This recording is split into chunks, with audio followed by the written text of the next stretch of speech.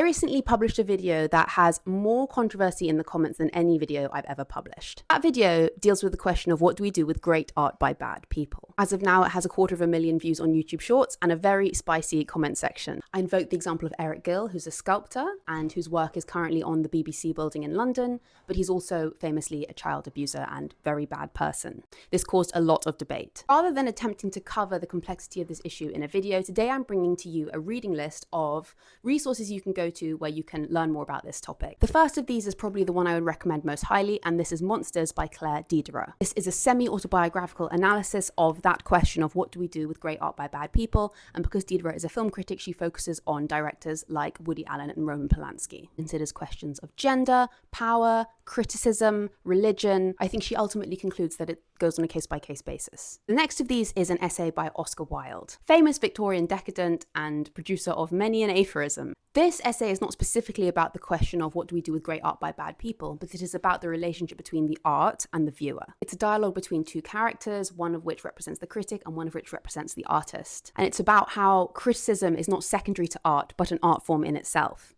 You know, what do we do with great art by bad people? Well, we analyze it as a critic and make art out of our criticism. Finally, this is a recently published biography of the painter Paul Gauguin by Sue Prideaux.